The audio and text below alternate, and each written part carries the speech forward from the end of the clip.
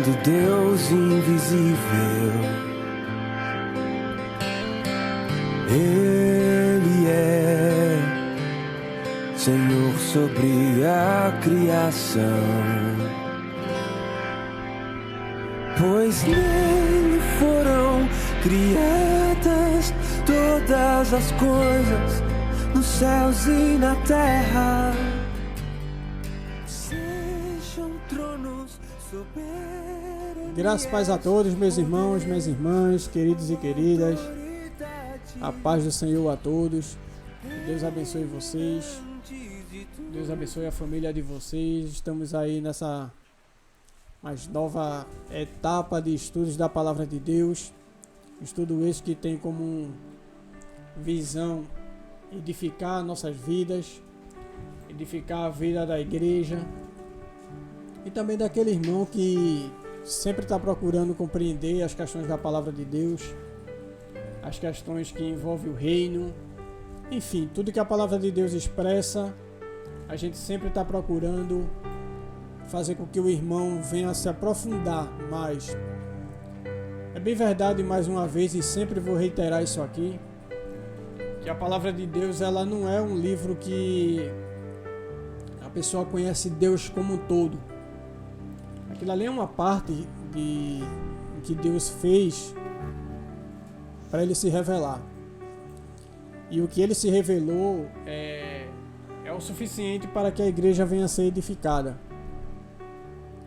para que a igreja venha a progredir, desenvolver, amadurecer. E a palavra de Deus diz que é dever do cristão ele buscar o conhecimento.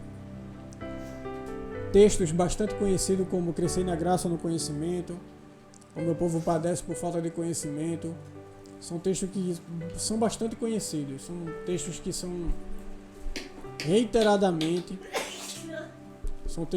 bastante reiteradamente falados. São textos que são sempre estudados, sempre pregados, entendeu? E com isso a gente entende que é dever do cristão estudar a palavra de Deus. Ele sempre está desenvolvendo esse conhecimento na pessoa de Deus. Então no sábado, eu já quero fazer um pedido de desculpa aqui. No sábado anterior eu não gravei, infelizmente, por conta de alguns imprevistos que aconteceu. Estava marcado, mas infelizmente não aconteceu.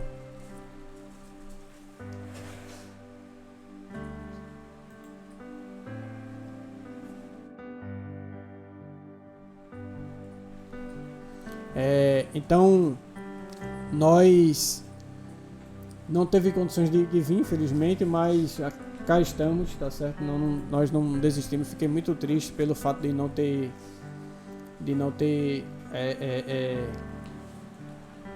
o programa não ter vindo num sábado, entendeu? Infelizmente, né? Mas aqui a gente tá e nós vamos hoje trazer um estudo que foi dado pela irmã Michele, esposa do irmão Sidney. Eu quero aqui já externar os meus agradecimentos aqui, irmão Sidney, irmã Michele, os ouvintes também, os irmãos que também estão ouvindo, que são ouvintes fiéis da rádio. E gostaria de já pedir a você que compartilhe para que a gente venha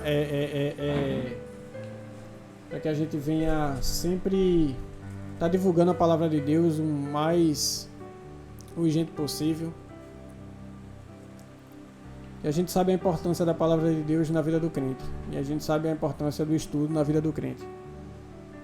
Então, hoje eu quero trazer um tema bastante importante, que é um tema que a irmã Michele, ela deu uma sugestão. E se você já tiver uma sugestão aí, próximo estudo, você pode mandar, entendeu? Mande o estudo, mande o tema aí para que a gente venha abordar. E esse tema que será abordado aqui é o tema que a irmã Michele propôs. Pode ser o Sidney. Salmos 46. Salmos 46, ele é um salmo que tem um tema como Yahvé como guerreiro divino.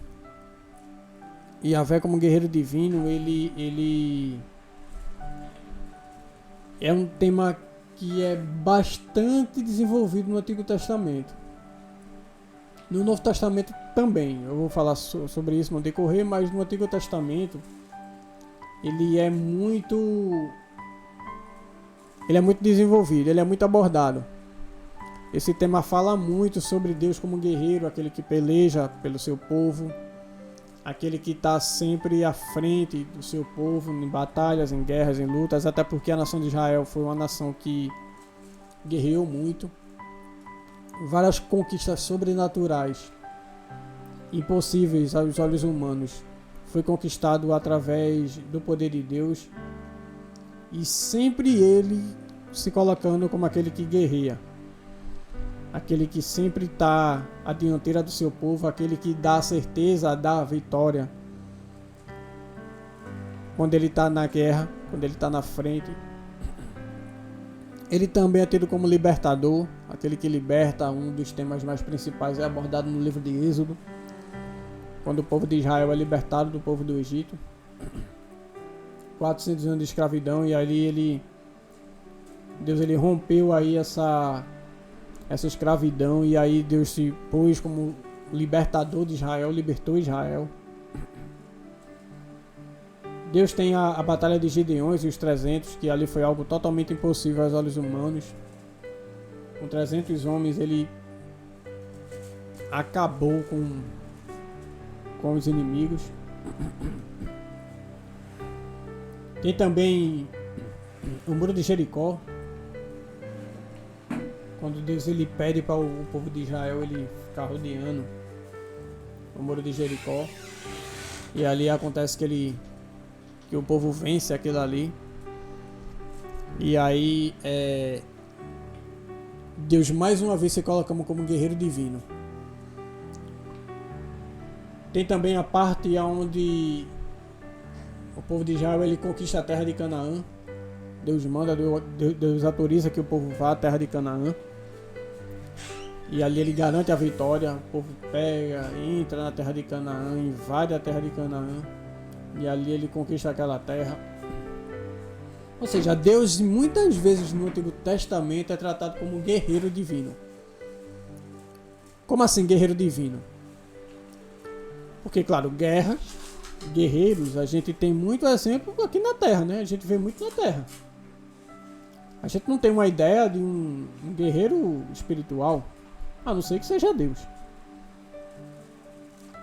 E inúmeras vezes Deus traz a garantia, Deus traz a promessa, Deus traz o consolo para o seu povo, dizendo que Ele mesmo é um Deus guerreiro, que Ele peleja pelo seu povo. Ele é aquele que pede para que o seu povo não tema, porque Ele está na frente.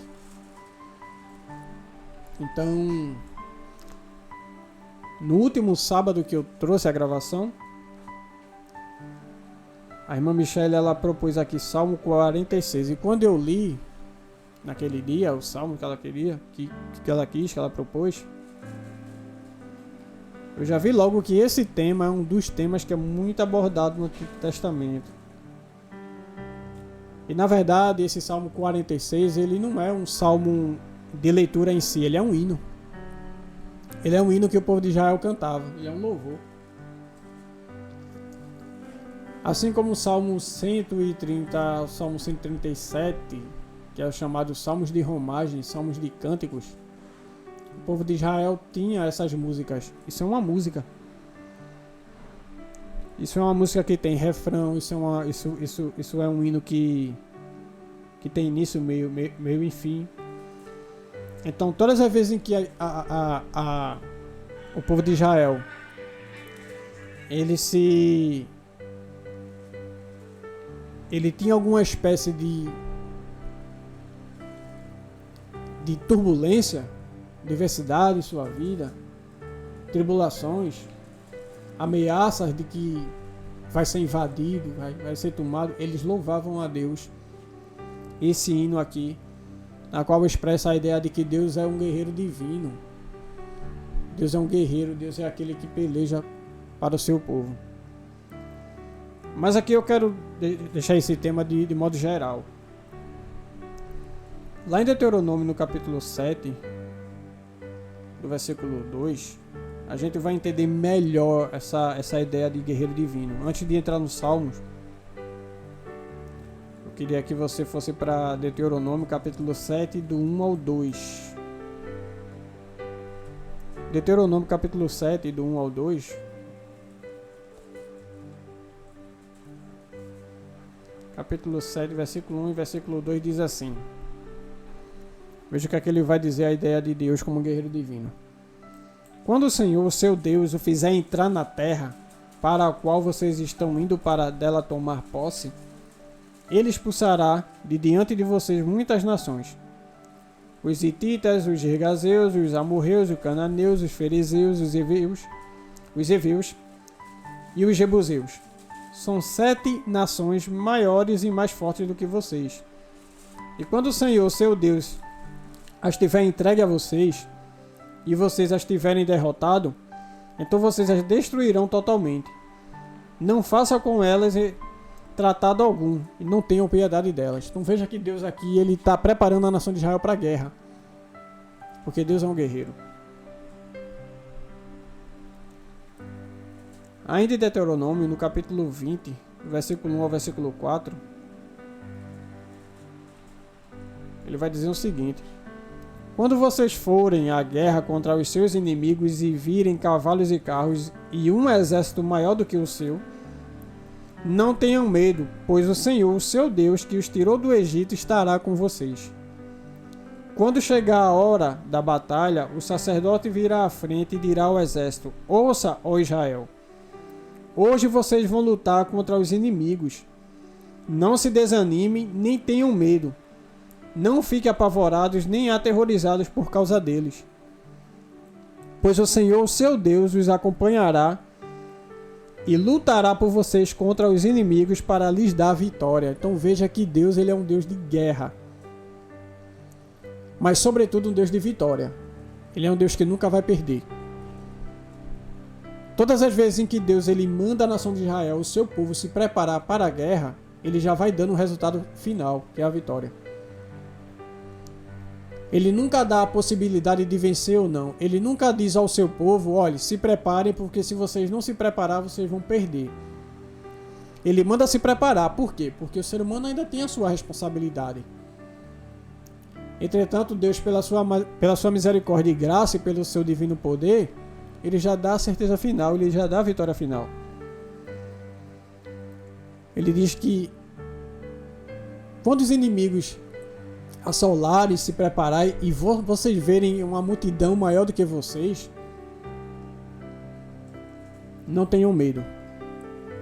Ou seja, para Deus, quantidade não significa que é qualidade. Na verdade, a qualidade está quem está do lado dele. A quem ele coloca a mão, aquele que estende a mão para ele. Aquele a qual ele estende a mão. Porque quando ele estende a mão, não existe ninguém que tenha a capacidade de derrotar aquela pessoa na qual ele colocou a mão. A ideia de Deus como guerreiro divino é essa. Quando ele está pelejando pelo seu povo, pela sua igreja, não existe ninguém que possa derrubar. Ninguém, absolutamente ninguém. Essa é a certeza que ele deu a Israel. No Antigo Testamento, a ideia é essa. De Deus como guerreiro. A pessoa na qual Deus ele é tratado como esse general de guerra. No Novo Testamento, a gente tem um ponto que precisa ser explicado. Apocalipse capítulo 19, no verso 11. Capítulo 19, versículo 11. Aparece a figura do guerreiro divino novamente. Mas como é que o Novo Testamento expressa isso? De duas formas. A primeira é que o ponto que Deus está guerreando com uma nação, esse ponto ele não age mais assim. É porque Deus é limitado? Não, não é isso. É porque ele muda agora a forma como ele está trabalhando. Existe uma ideia, existe uma forma de entender a Bíblia que a gente chama de dispensações. O que significa dispensações? Dispensações são períodos e épocas que Deus interagiu com a história. Então, em uma história, em determinado tempo, ele age de uma forma, ele age de outra forma em outro tempo, ele age de outra forma em outro tempo, e ele age de outra forma em outro tempo. São basicamente 7 formas com que Deus se relaciona com a Terra. Mas, Luiz, a palavra de Deus diz que ele é o mesmo ontem, hoje e sempre. Claro, no caráter dele, ele é o mesmo, ele não muda. Deus não é menos ontem e é mais hoje. Ou ele é menos hoje e ele era mais ontem. Não é isso. Mas a forma como ele está trabalhando, a forma como ele age, como ele interage com a Terra, ele muda. Então essa forma de guerrear com as nações hoje, ele não faz mais isso. Por quê? Porque ele não está mais interagindo com uma nação só. Ele está interagindo agora com seu povo espiritual. E por que ele não faz mais guerra contra as nações agora? Pelo menos agora. Porque hoje o foco de Deus, e sempre foi, é o espiritual agora. Houve a peleja? Houve. Mas ela já foi vencida. Quem é que pelejou? Cristo. Ele venceu. Está sentado no trono. Em vários textos, em vários números, em vários capítulos e passagens da palavra de Deus, principalmente o livro de Colossenses, fala que Cristo ele venceu uma guerra, ele venceu uma batalha. Em Colossenses, vamos dar um exemplo, diz que ele na cruz ele despojou os seus inimigos. A ideia de despojar ali, o que significa isso, Luiz? Qual é a ideia de despojar? É a ideia de que naquela época, ligado aqui ao apóstolo Paulo no primeiro século, quando o povo ele vencia uma guerra, o que é que eles chegavam e faziam? Os inimigos que ficavam vivos, eles eram ajuntados e eles traziam para a cidade em prisões. Ou seja, eles prendiam os inimigos, amarravam eles e saíam, levando eles em prisão. Para quando chegassem na cidade, eles eram envergonhados. E o despojar ali era o quê? Na frente de todo mundo, eles tiravam a armadura deles. Tiravam a espada, tiravam o escudo deles, entendeu? Eles estavam despojando eles. Ou seja, para expor eles à vergonha, os inimigos. Vamos dar um exemplo. O Brasil entrar em guerra com os Estados Unidos. Aí o Brasil vai para lá.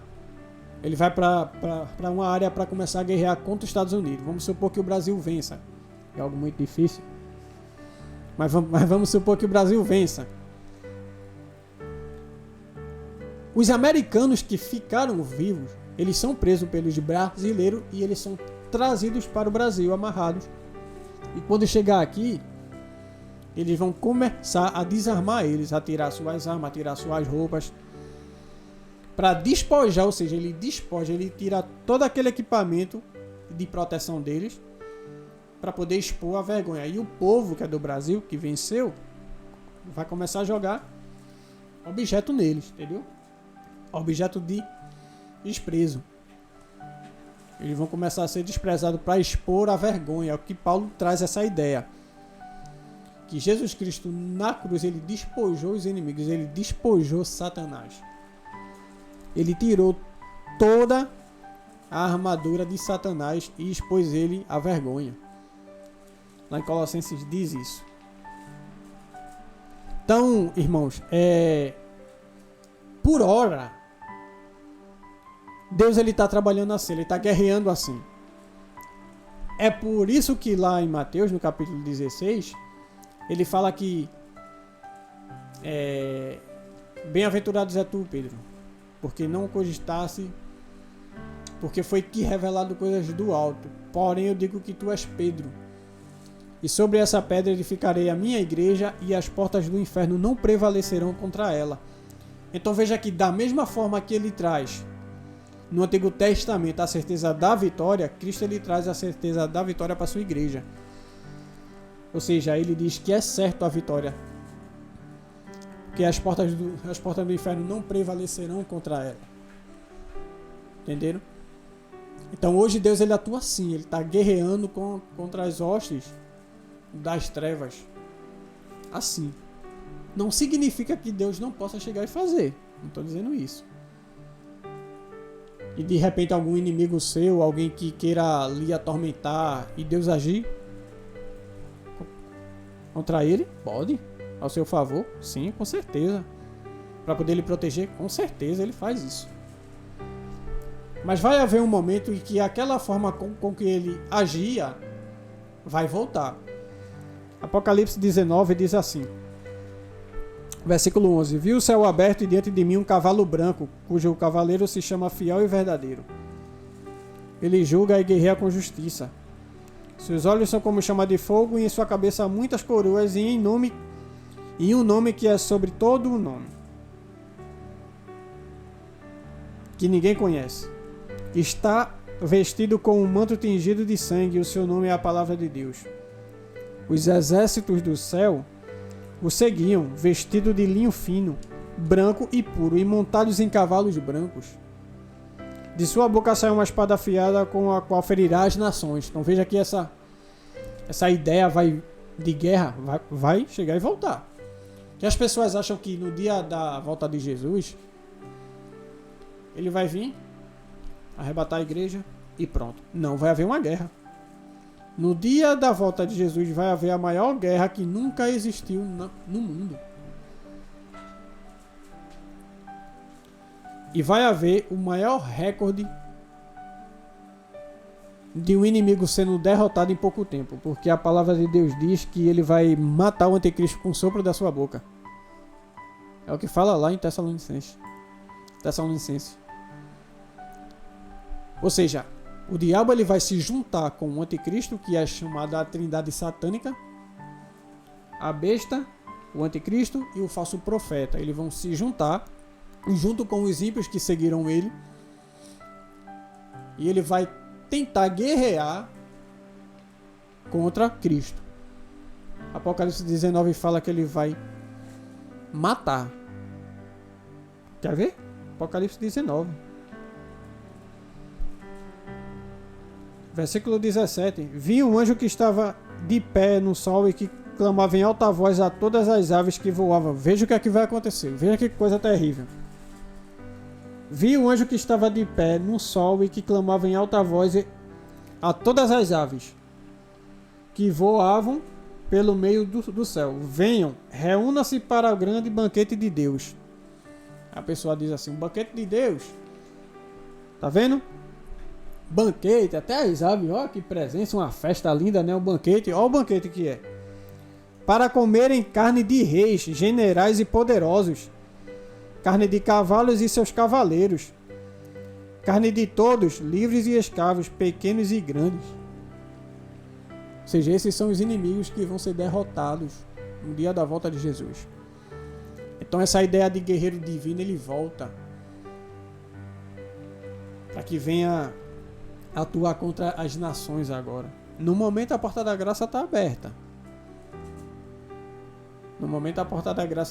Ele não está mais guerreando contra uma nação em si, mas ele vai voltar a fazer isso. Mas irmãos, enquanto aos Salmos 46, vamos entrar nele agora. Salmo 46, ele é um hino, como eu expliquei a vocês. Ele é um hino, ele é um louvor. E esse hino, ele é cantado pela nação de Israel aqui. A nação de Israel provavelmente subindo a Jerusalém. Eles louvam a Deus. Ou então quando se prepara para uma guerra, eles louvam a Deus.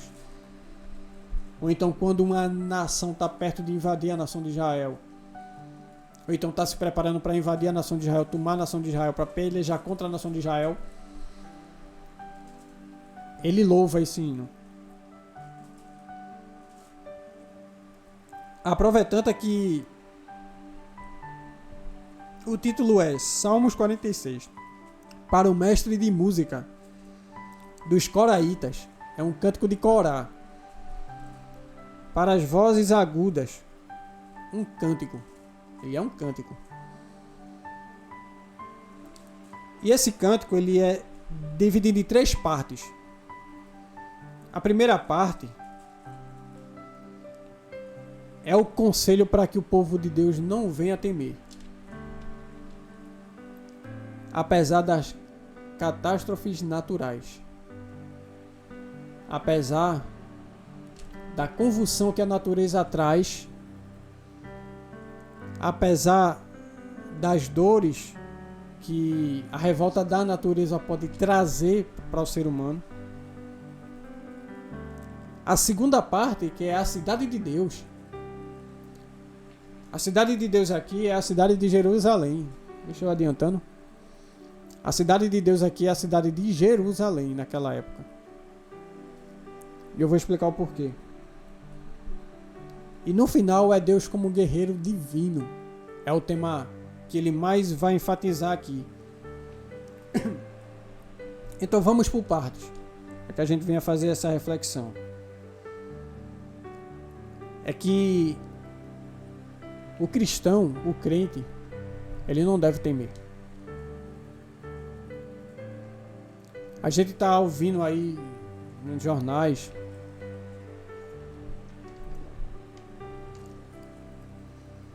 várias revoltas da natureza. A natureza constantemente está anunciando que Jesus está perto de voltar. Porque o próprio Cristo ele disse isso em Mateus no capítulo 24, que não só a igreja vai anunciar a sua volta, mas como a natureza vai anunciar também que ele está perto de chegar. A natureza vai começar a entrar em choque, vai haver uma convulsão na natureza. Ela vai começar a anunciar que Cristo está perto de voltar. Todas as vezes em que acontece um tsunami, alguma praga, alguma coisa que envolve a natureza, isso é um anúncio da volta de Jesus. Mas veja que isso não é algo novo, né? A gente está na época em que provavelmente a gente vai ver a olho nu a volta de Jesus. Provavelmente, eu não sei, mas provavelmente a gente está na geração em que vai se deparar com esse evento, a volta de Jesus. Porque todas as vezes em que a gente vê uma profecia, que a palavra de Deus há 2000 anos atrás dizia que vai acontecer, a gente está vendo tudo agora acontecendo. Provavelmente a gente vai ser a geração que vai haver o arrebatamento, que vai ver, ou vai ser arrebatado, né? Porque uma coisa é a gente ver, outra coisa é a gente ser arrebatado, né? Eu quero ser arrebatado, eu não quero ver não. Mas provavelmente a gente vai se deparar com essas situações. Mas a convulsão da natureza não é algo agora. Já existia naquela época. A prova é tanta que o salmista deixa claro. Ele vai dizer no versículo 1 ao versículo 3 assim: Deus é o nosso refúgio e a nossa fortaleza, auxílio sempre presente na adversidade. Então veja que ele diz assim: Deus é o nosso refúgio. Está se referindo aí que esse grupo que cantava esse hino, a gente entende que era um grupo de pessoas. Que ele diz assim: Deus é o nosso refúgio. Nosso está no plural aqui. É o povo que louvava: Deus é o nosso refúgio e a nossa fortaleza. Então veja que uma das maiores O primeiro ponto que eu enfatizo aqui é que Deus é o nosso refúgio e Deus é a nossa fortaleza. O que é que ele está querendo dizer com isso?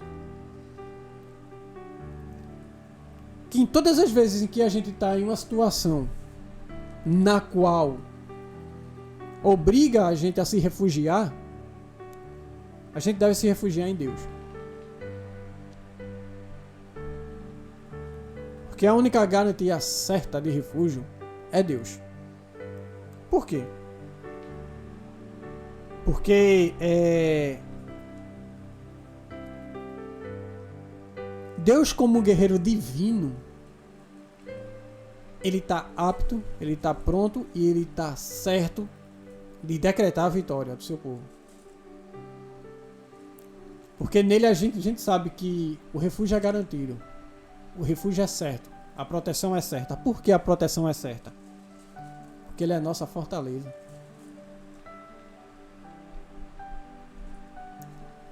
Todas as vezes em uma guerra em Israel, sempre a fortaleza era o obstáculo mais difícil de derrubar.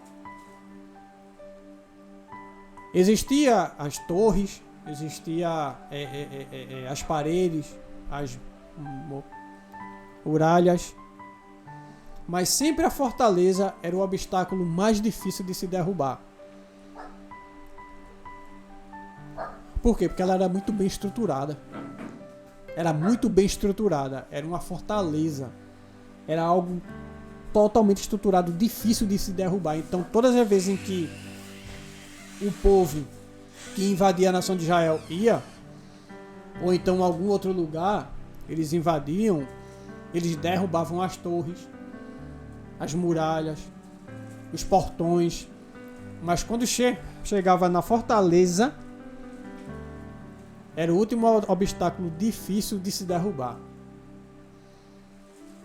E ele compara Deus aqui a uma fortaleza. Mas a diferença é que Deus, ele não é uma fortaleza difícil de se derrubar. Porque ninguém derruba. Ele não é difícil de se derrubar. Ele é impossível de se derrubar. Por quê? Porque ele não se protege. Ele ataca. E quando ele ataca com o poder dele. O seu poder. E a vitória é garantida. Não tem pra onde.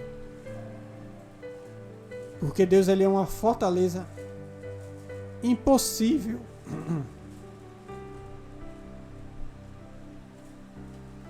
É impossível de ser derrubada a fortaleza. Então, quando o crente, quando um povo de Deus, ele vai se refugiar em Deus, ele está indo para o caminho certo.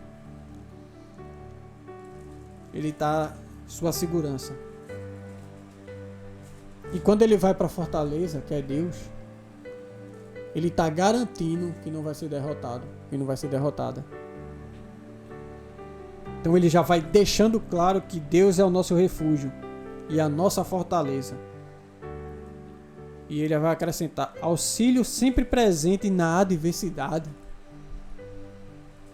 Ou seja, em todas as adversidades, Deus, ele presta auxílio ao seu povo. Mas no final eu quero deixar claro que o fato de Deus ser auxílio, ser a fortaleza, ser o socorro, isso não é ausência de tribulação. Porque embora o povo de Israel aqui cante que Deus é o seu refúgio, é a sua fortaleza, isso não significa que não vai haver tribulações e diversidades em nossa vida. Porque a própria nação de Israel foi alvo de diversidades e tribulações. Ela sofreu, ela chorou. Inúmeras vezes ela sofreu aparentemente derrotas. Ela foi castigada por Deus. Por quê? Existe o nosso pecado ainda. Agora, derrotado nunca foi. A nação de Israel é a nação menor, quase que menor, das superpotências mundiais. É menor do que os Estados Unidos, é menor do que o Brasil, é menor... Só para você ter uma ideia, a nação de Israel toda é do tamanho de Sergipe. Ela é muito pequena. Entretanto, foi a nação que foi mais atacada em toda a história. Foi a nação que foi mais atacada em toda a história, mas tinha uma promessa para a nação de Israel. Ninguém vai derrotar essa nação. A nação de Israel está presente até os dias de hoje, sendo a maior prosperidade do mundo. Então veja que faz sentido dizer que Deus é o refúgio e fortaleza para uma nação que nunca foi derrotada. Da mesma forma é o povo de Deus, de modo geral, a igreja nunca vai ser derrotado. Aí ele passa agora a dizer sobre a catástrofe natural, ou seja, as coisas que a natureza pode causar medo e pânico a nós. Ele vai dizer o seguinte, versículo 2: Por isso não temeremos, ainda que a terra trema e os montes afundem no coração do mar, ainda que estronde as suas águas turbulentas e os montes estejam sacudidos pela sua fúria. Veja o que ele diz aqui. Por isso não temeremos, por isso não tenha medo. Ou seja, depois de dizer que Deus é o refúgio e fortaleza, ele diz, não tenha medo, acabou, se você não precisa ter medo de mais nada. Se o Deus é o seu refúgio e sua fortaleza, você não deve temer. E ele põe coisas aqui absurdas. Por exemplo, ainda que a terra trema, que é um terremoto. Quando traz um terremoto à China mesmo, o povo fica... o mundo fica em alerta, o mundo fica com medo. Que é um terremoto. Se tem um terremoto aqui, eu acredito que aqui a gente nunca teve essa experiência. Mas um terremoto provavelmente é algo terrível. E o salmista ele vai dizer aqui, o coraíta vai dizer aqui, ainda que a terra trema e os montes afundem no coração do mar, ou seja, que o monte, aquele monte grande lá em cima que a gente olha e vê aquele enorme monte, que ele venha a cair. Veja que negócio terrível. O terremoto é tão grande que teve a capacidade de colocar um monte no fundo do mar. Veja que coisa absurda. Veja que coisa grande. Imagine um monte caindo na sua frente com um terremoto. Irmãos, é terrível demais. Ainda que estronde as suas águas turbulentas. Que é um tsunami. Ele está se referindo aqui a um tsunami, a uma onda gigante que vem a tomar tudo. A China, vamos dar um exemplo mais uma vez, a China foi uma época, já faz um tempo já, mas houve uma época que chocou o mundo inteiro. Um tsunami que aconteceu lá tomou conta o Japão e China quase que inteiro. A cidade de Fukushima foi arrasada, não sobrou nada. Vamos dar um exemplo mais perto, a enchente que a gente teve aqui recentemente. E olha que não foi nem um tsunami, foi a chuva, né? E uma barragem que desprendeu. Veja o que aconteceu. Veja o desastre que aconteceu. Imagina o tsunami. Uma onda grande se levantando.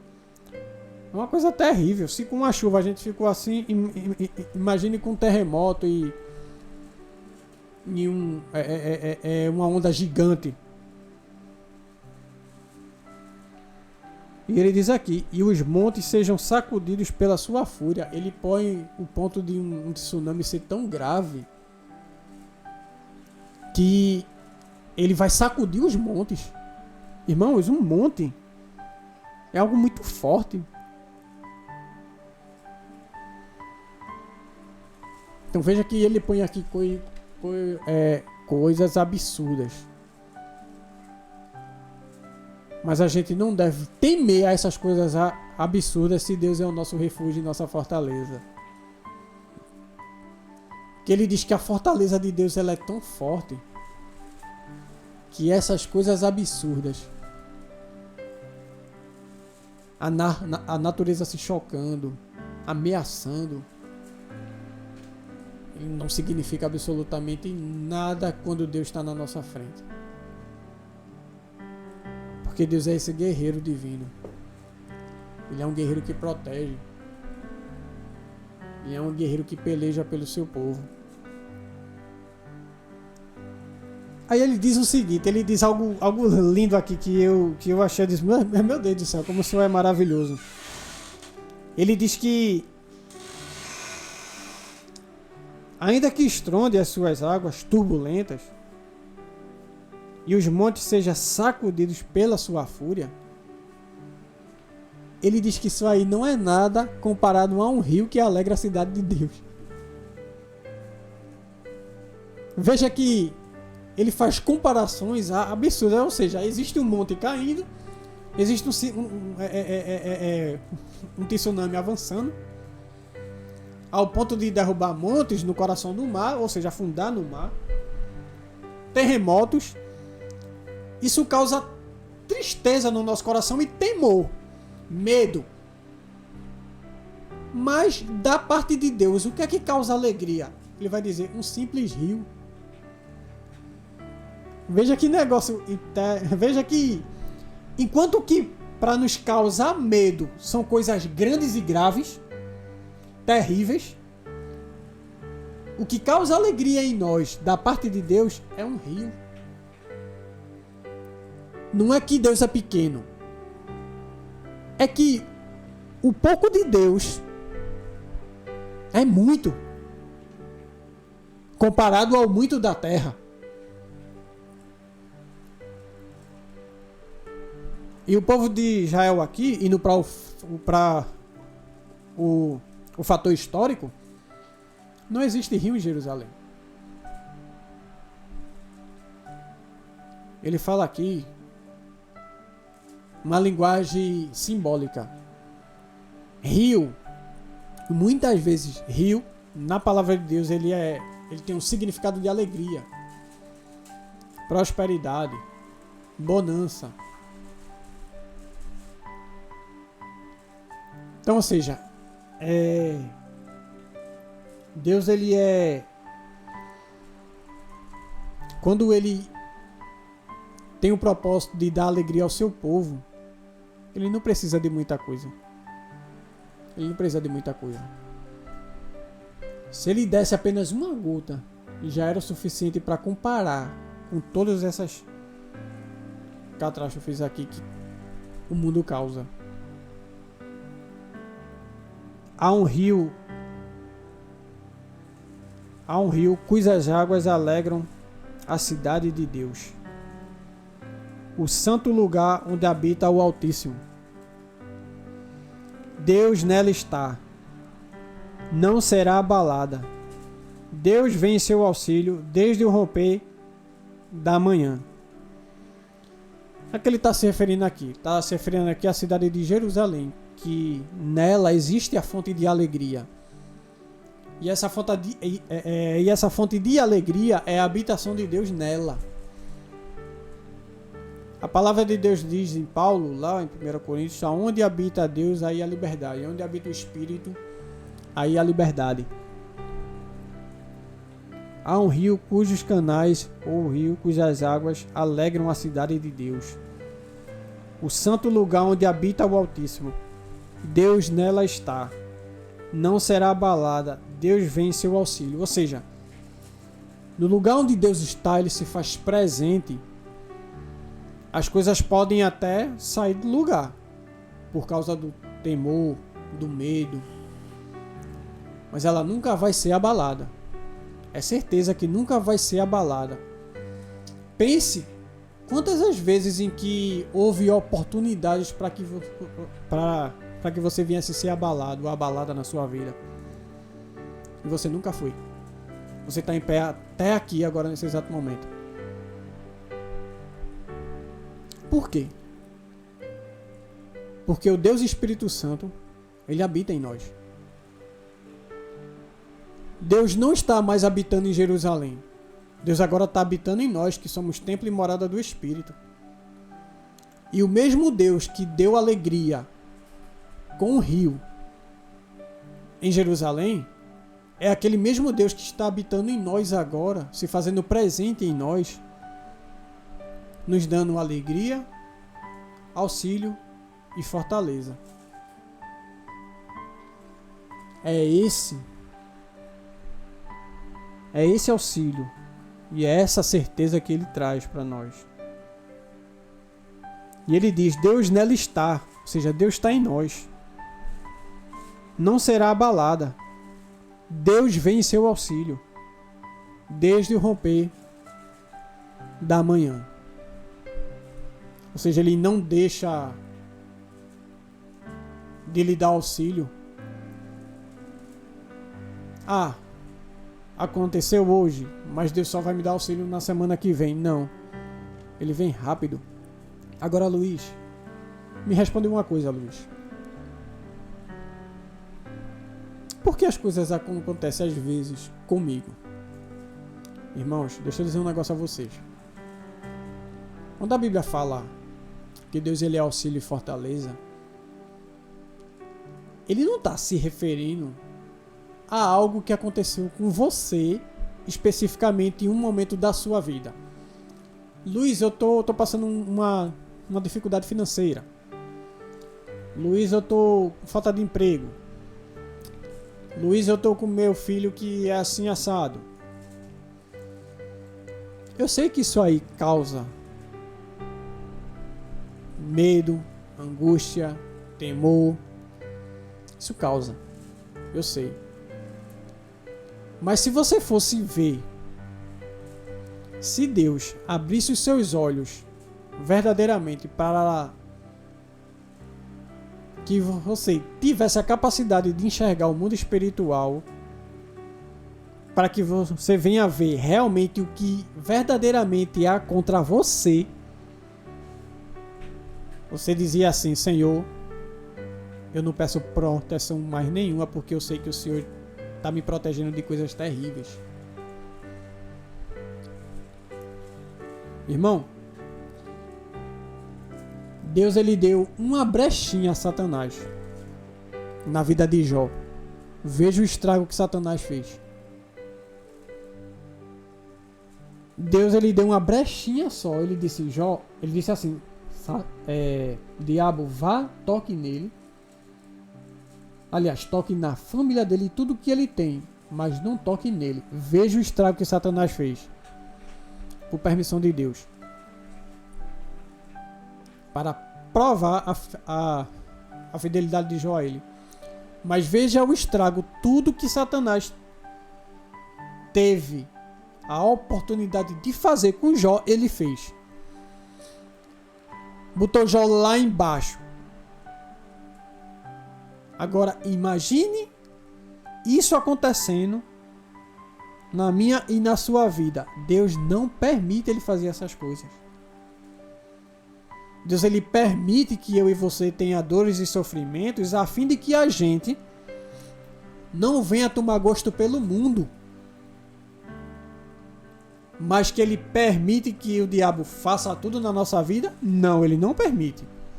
Porque se ele permitisse, a gente não estaria aqui agora. Então, às vezes, irmãos, a gente deve prestar atenção naquilo que a gente vai falar, naquilo que a gente vai murmurar. Porque quando o salmista aqui ele fala sobre os montes caindo, os tsunamis, ele fala de coisas graves que podem acontecer na nossa vida se caso Deus não for o nosso refúgio.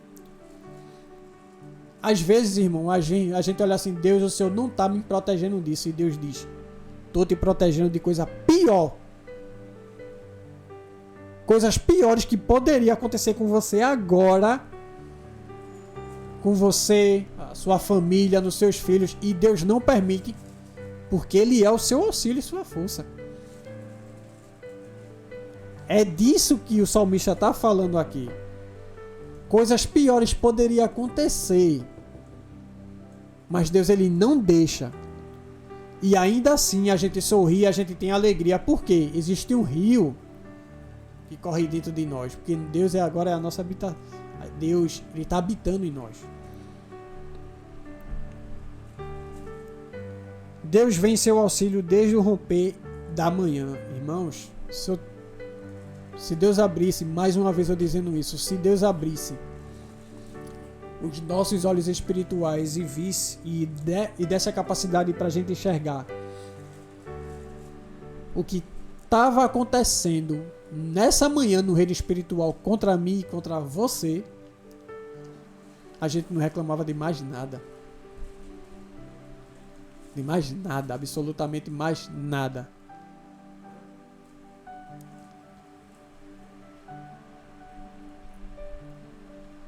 Esse é o nosso Deus.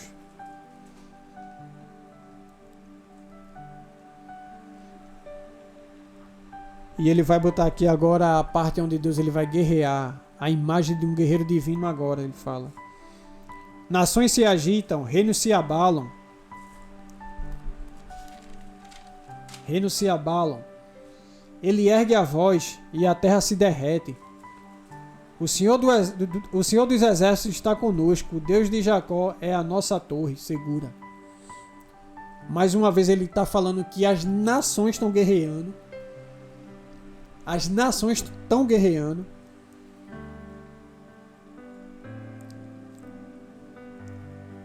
E ele fala que o Senhor dos Exércitos está conosco. Olha a imagem do guerreiro divino aí, entrando. Embora os guerreiros das nações, os reis, eles estão em guerra, em constante guerra, nós que somos povo de Deus, nós temos um guerreiro divino a nosso favor. Ele vai enfatizar mais uma vez, o Deus de Jacó é a nossa forte e segura. É a nossa torre segura. Deus de Jacó é a nossa torre segura. O Deus de Israel, o Deus da igreja é a nossa torre segura.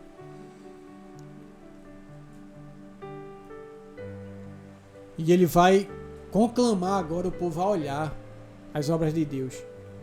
Versículo 8. Ele vai dizer assim: venham, vejam as obras do Senhor, seus feitos estarrecedores na terra. Ele dá fim à guerra até os confins da terra. Ou seja, veja como Deus é poderoso. Os feitos estarrecedores aqui, ele não é o Deus que aterroriza, ele não está se referindo a isso. Ele está se referindo que as obras de Deus são tão poderosas e imensas que são estarrecedores. Ele está comparando aqui agora o início do Salmo, onde ele fala que os montes eles tá pelejando, tá guerreando, os montes está caindo, os tsunami, a natureza, ele causa tremor e causa medo em nós, a gente fica estarrecido. O salmista ele vai dizer: venha verdadeiramente se estarrecer com o que você vai ver agora, venha criar temor do que você vai ver agora. Aí a pessoa vai dizer assim: o quê? As obras de Deus. Vem agora ver o que é ser estarrecedor de verdade. Vejam as obras do Senhor, seus feitos estarrecedores na terra. Venha ver o que verdadeiramente é ficar impressionado. Venha ver verdadeiramente. E ele vai acrescentar: ele dá fim às guerras até os confins da terra. Ou seja, ele encerra com todas as guerras. Ou seja, porque não tem ninguém que peleje contra ele. Porque quando um povo se levanta e diz: vamos pelejar contra Deus, acabou. Acabou a guerra ali, irmão. Vamos pelejar contra o povo de Deus agora, contra a serva de Deus, o servo de Deus, acabou ali, irmão. Quando o diabo ele diz, vamos pelejar contra a igreja, acabou. Não tem para onde ir. Porque a igreja, segundo o apóstolo Paulo, 1 Timóteo capítulo 3, versículo 17, é o baluarte da verdade. A igreja do Deus vivo.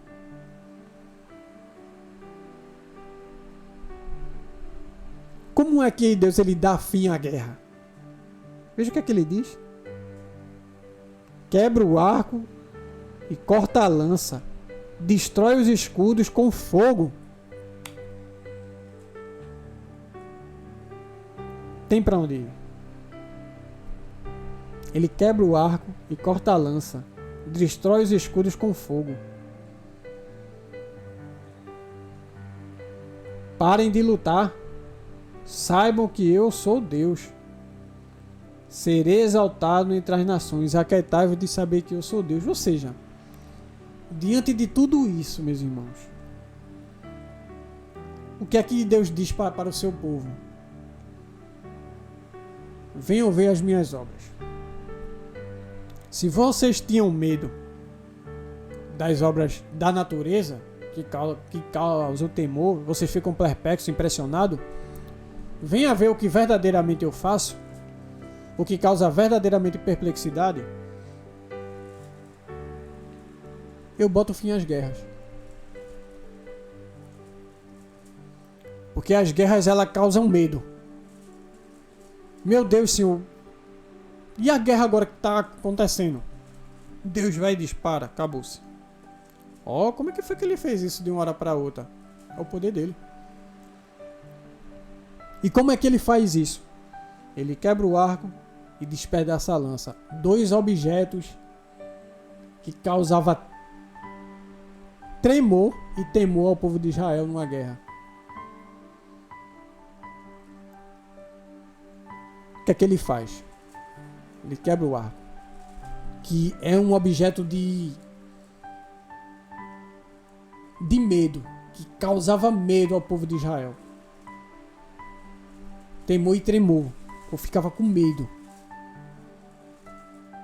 E os arcos, eles eram impossíveis de serem alcançados, porque eles ficavam lá atrás. O povo ia com a lança e jogava a lança. E os arqueiros ficavam atrás. E na frente tinha mais de 30 mil soldados para depois chegar em lança e arqueiro. O que é que Deus faz?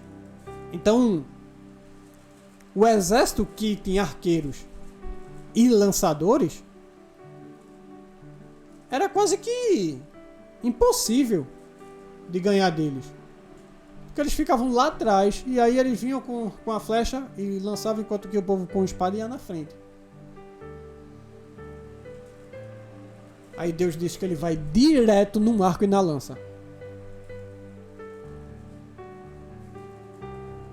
Quebra o arco e despedaça a lança e destrói os escudos com fogo, ou seja, os escudos que vão na frente. Quem já assistiu um filme de guerra sabe que os arqueiros ficam atrás, né? Os lançadores ficam atrás. E os escudos com espada, eles vão na frente.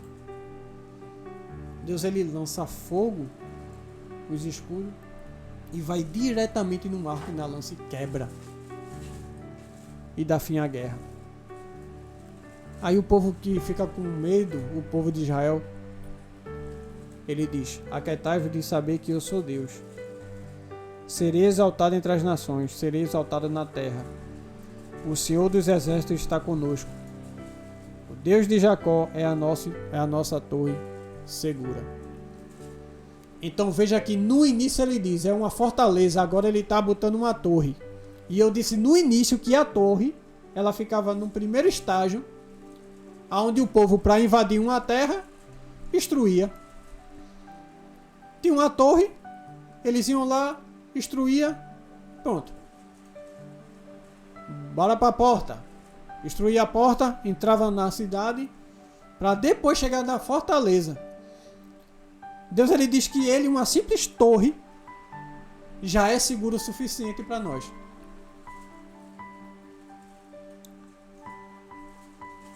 Então, meus irmãos, é a palavra-chave disso. Que Deus peleja pelo seu povo. Deus é quem dá a vitória na guerra. O povo vence devido ao poder de Deus agindo. Então, meus irmãos, nessa tarde, fique com isso. Deus é o nosso refúgio. É o socorro bem presente na adversidade. Amém? Deus abençoe. Aqui eu encerro esse estudo com esse tema maravilhoso, Deus como guerreiro divino,